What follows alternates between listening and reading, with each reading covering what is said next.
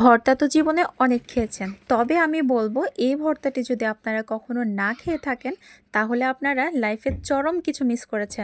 আমি জানি ভিডিওটি একবার দেখা শুরু করলে আপনারা থামতে পারবেন না। আর হ্যাঁ, আমি এইটাও জানি একবার এই ভর্তা বানিয়ে খাওয়ার পর আপনারা এর প্রেমে পড়তে বাধ্য হবেন। আমি কিছু বরবটিকে ছোট ছোট করে কেটে অল্প পানিতে লবণ দিয়ে ভালো করে সিদ্ধ করে নিয়েছি। যখন সমস্ত পানি শুকিয়ে আসবে সে পর্যায়ে আমি এখানে 1 টেবিল চামচের মতো সরিষার তেল দিয়ে বরবটিগুলোকে একটু ভাজা ভাজা করে উঠিয়ে নিচ্ছি।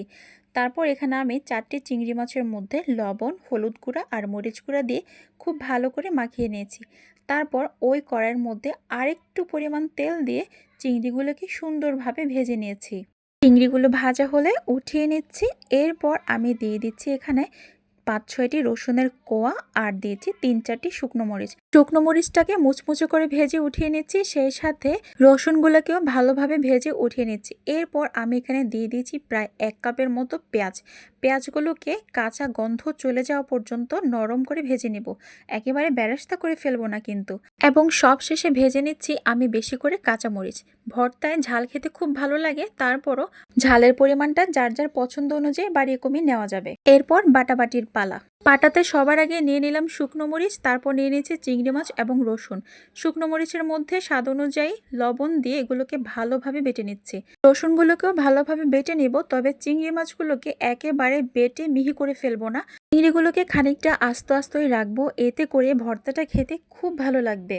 আচ্ছা, আরেকটা কথা, আপনারা চাইলে বাটাবাটির ঝামেলায় না গিয়ে সরাসরি এগুলোকে ব্লেন্ড করে নিতে পারেন অথবা হামান দিস্তার মধ্যে এই ভর্তাটা বানিয়ে নিতে পারেন। তবে আমি বলবো, যদি ভর্তার আসল স্বাদটা পেতে চান তাহলে ব্লেন্ডারে ব্লেন্ড না করে এভাবে পাটায় বেটে নিলেই সবচেয়ে বেস্ট হয়। এবার কাঁচামরিচগুলোকেও ভালোভাবে বেটে নিচ্ছি। সব শেষে আমি বেটে নিব বরবটিগুলোকে আমি 2 বারে সুন্দরভাবে মিহি করে বেটে নেব। এই ভর্তার মধ্যে আমি শুধুমাত্র বরবটিকে সবচেয়ে বেশি মিহি করে বেটে নিয়েছি, আর বাকি উপকরণগুলো কিন্তু আমি একবার করে বেটেছি। বরবটিগুলো বাটা হয়ে গেলে সব শেষে আমি ভেজে রাখা পেঁয়াজগুলো দিয়ে খুবই হালকা করে বেটে নেব, তবে পেঁয়াজগুলো না বাটলেও চলে, জাস্ট হাত দিয়ে মিশিয়ে নিলে হবে। এবার সবার আগে যে আমি চিংড়ি মাছ, শুকনো মরিচ আর রসুন বেটে নিয়েছিলাম এগুলোর সাথে বরবটির মিশ্রণটাকে ভালোভাবে মাখিয়ে নিব। সবশেষে দিয়ে দিচ্ছি ধনিয়া পাতা আর বেশি করে সরিষার তেল। এবার সবকিছু হাত দিয়ে ভালো করে মেখে নিলে তৈরি হয়ে যাবে দুর্দান্ত স্বাদের বরবটি চিংড়ির ভর্তা। গরম ভাতের সাথে এই ভর্তাটা খেতে একদম অমৃত, আর এই ভর্তাটা খাইয়ে আপনি যে কারো মন জয় করে নিতে পারবেন। এই ভর্তাটা দিয়ে গরম ভাত মেখে খাওয়ার মধ্যে যে একটা অন্যরকম তৃপ্তি আছে, সেটা এই ভর্তাটা না বানিয়ে খেলে কিন্তু কখনোই বুঝতে পারবেন না। মাছ, মাংস, কোরমা যত যাবতীয় কিছু রান্না করেন না কেন, পাতে যদি থাকে এরকম একটা লোভনীয় ভর্তা, তাহলে আপনি সব কিছু ছেড়ে শুধুমাত্র ভর্তা দিয়ে তৃপ্তি করে 2 প্লেট ভাত নিমিষেই শেষ করতে পারবেন।